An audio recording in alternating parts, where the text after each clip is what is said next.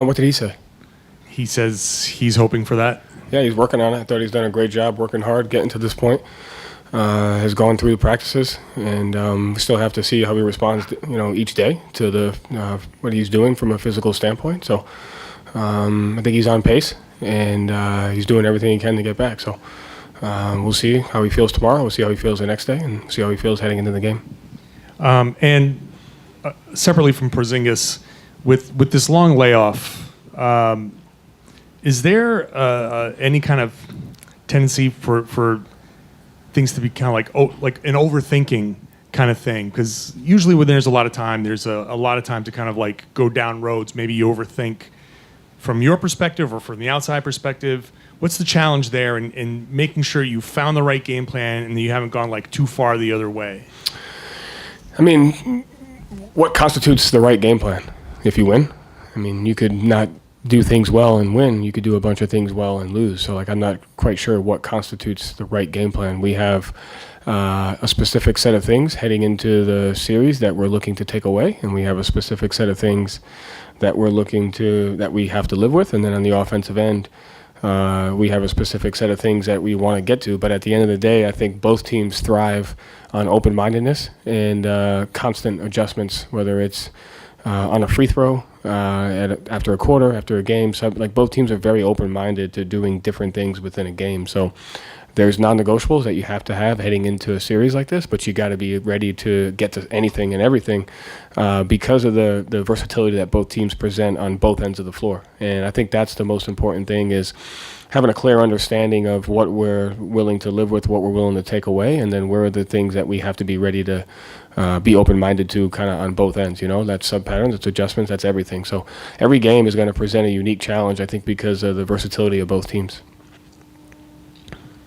So what's that process going to be like of integrating Kristaps again? Obviously, you're going to rely on medical quite a bit, I'm sure, for minutes limits and stuff like that. But just in terms of how he's adapting to the intensity of the series, how he's adapting to just kind of getting back to the things that you guys do, how are you kind of anticipating that process going?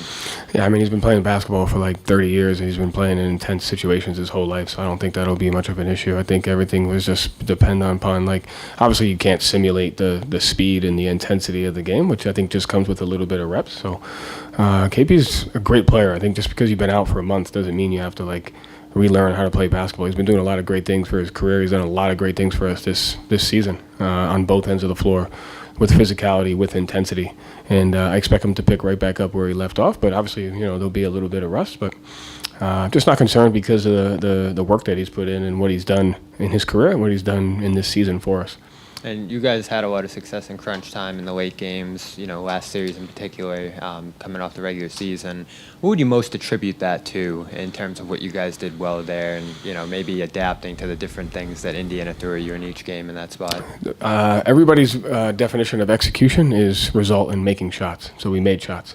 If the ball didn't go in, then, the narrative would have been we didn't execute late game. So in order to execute late game, you got to make the shot. From an outside perspective. From a process-oriented perspective, our attack was good. Our pace was good. We got into actions between 16 and 17 seconds. We got to our spacing. We made the right play. We didn't turn it over, and we made shots. So you have to do that. In order to win games, you got to make shots in close games. It's one of the most important things. But I like the process of what we got into, how quickly we got into it, and I liked our spacing, and I like we made the right read at the right time. Joe, right after the injury, Kristaps sort of spoke to us about how, not necessarily disappointed, but frustrating it was to get to this point and not be able to play in these big games. How have you seen him sort of balance the natural anxiety and eagerness to get back on the court with also having just understand that there's a process involved to get 100%? Yeah, I mean, one of the best things he's brought to our team this year was his ability to just kind of stay balanced. I mean, he's one of the more seasoned players. He's been through so much. He's played in the New York market. He's played in Dallas. He's played in Washington. Now he's played here. So he's kind of seen what the NBA is from every angle. And he doesn't get too high, he doesn't get too low. So I think he's continued that even throughout this rehab process, trying to get back to. But it was something that kind of I thought helped us throughout the entire year, just kind of the way he approached every day. Joe, throughout the playoffs, you guys have taken some strategies to let teams get good looks in the paint, just to make sure they don't get open corner threes. How has the team been at accepting getting scored on at times so that you can win the math game long term? And how much of a challenge is it to get scored on, consistently, knowing it's kind of the right thing to do and not let that affect you on the other end? Yeah, the most important thing is what seems to be good might not always be good, and what seems to be bad might not always be bad. And so I think the term giving up good looks is relative, because it's all based on the points per shot and the points per possession and the situation and what you're willing to live with at that particular time. And so I think at the end of the day, the best thing our team does is they have situational awareness to what a team's strengths are and to what a team's weaknesses are, and what can we do to get them to go do something that they're not wanting to do or used to doing. And that's the most important thing. And so and then able to have the emotional toughness to withstand things that you have to go through. I think especially in the playoffs, like there's no such thing as stopping a team. There's leverage and risk management. Like, what are you willing to take away and what are you willing to live with? You have to live in those spaces. And when you're in those spaces, you have to be willing to fight for that. And then you got to be open-minded and ready to go to something different when it's necessary. And a lot of that has to do with situational basketball. Are you winning? Are you tied? Are you down? All those things matter. And so the most important thing is that our team brings a high level of physicality, a high level of toughness, but then an open mind to like, hey, here's how the game's going and here's where we need to adjust to. It's one of the best things the guys have done this year. Joe, with 10 days between series and a week between when Dallas won, everyone's going to create narratives, storylines, what to watch, who the pressure's on, all of that. Do you tell your players to pay attention to those things, ignore them, accept them, who the pressure's on, who's the best player in the series, who's the fifth best player in the series, why Jason didn't smile wide enough when Jalen won his MVP? Like, all of that is coming in. How do you tell your players to digest those, if at all? Every player handles it differently. I think our guys have been through a lot. We have a relatively young team, but a tested team of what the NBA brings you over the course of, a season and a career. And so everybody handles that differently. And so you just trust what the guys have gone through and the process that they have. Sometimes it's good for people to hear it. Sometimes it's good for people to ignore it. Sometimes it's good for people to understand it. It just depends. Everybody is different. At the same time, you talk to your collective mindset about, here are the truths. The truth says there will always be expectations because that's what we set for ourselves. The truth is, pressure is nothing more than an opportunity that you have. That'll be there tomorrow, it'll be there 5 years from now. So you have to normalize some of this stuff because it's always going to be there regardless of the situation that you're in. Some of it is based on how you handle it as an individual.